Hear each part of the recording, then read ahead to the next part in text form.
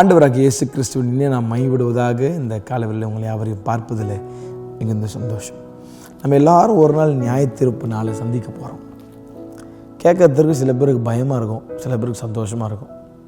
இல்லை, மனுஷன் செய்கிற நன்மையானாலும் தீமையானாலும் தேவன் எல்லாவற்றையும் ஒரு நாள் நியாயத்தில் கொண்டு வந்து நிறுத்துவார் என்பதை அறிந்து கொள் அப்படின்னு பிரசங்க எழுதுகிறார்.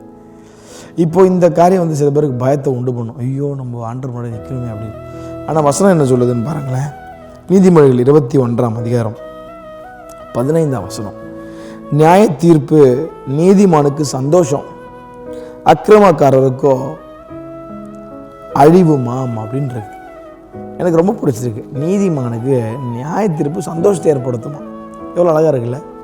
நீதிமான்னா யார்? இயேசுவின் இரத்தத்தால் மீட்கப்பட்டு கழுவப்பட்டு குற்றமில்லாதவனாய் பரிசுத்தவானாய் இயேசுவை பின்பற்றுகிறவன் நீதிமான்.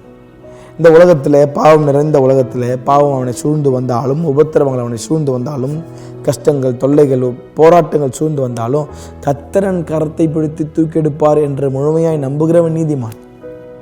எப்பேற்பட்ட அனுபவங்கள் என் வாழ்க்கையில் வந்தாலும் எனக்கு கர்த்தர் கைவிட மாட்டார்னு நம்புகிறவன் நீதிமான். அப்போ நீதிமானுக்கு நியாய தீர்ப்பு குறித்து ரொம்ப சந்தோஷமாக தான் இருப்பான்.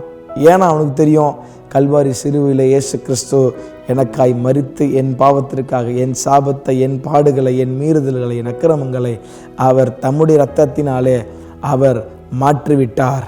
எனக்கு எதிராக இருந்த கையெழுத்தை அவர் குலைத்து விட்டார்.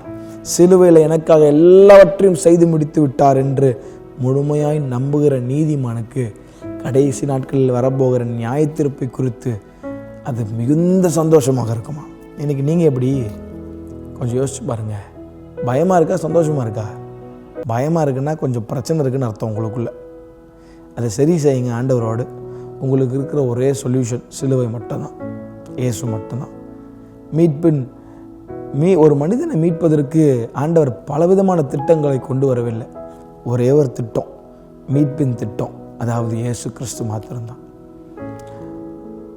இயேசு கிறிஸ்துவை நாடி செல்லுகிறவன், அவருடைய சிலுவைக்கு செல்லுகிற யாராக இருந்தாலும் சரி, எப்பேற்பட்ட பாவியாக இருந்தாலும் சரி, அவர் இரத்தத்தை நம்பி, ஆண்டவர் எனக்காக அந்த உலகத்திற்கு வந்தீர், என் பாவத்திற்காக, என் சாபத்திற்காக மரித்தீர், ஒரு விஷயம் இருதயத்திற்குள் வாரும், என்னை ஆளுகை செய்யும், என்னை இந்த குற்றத்திலிருந்து என்னை மீட்டுக்கொள்ளும் என்று உண்மையாய் மைமனஸ்தாபத்தோடு அர்ப்பணிக்கிற யாராக இருந்தாலும், ஒரு உண்மையான ரெப்பெண்டன்ஸ்குள்ளே வருகிற யாராக இருந்தாலும் அவர்களையும் நீதிமான்களாக்கி தம்முடைய பிள்ளைகளாய் மாற்றுவார்.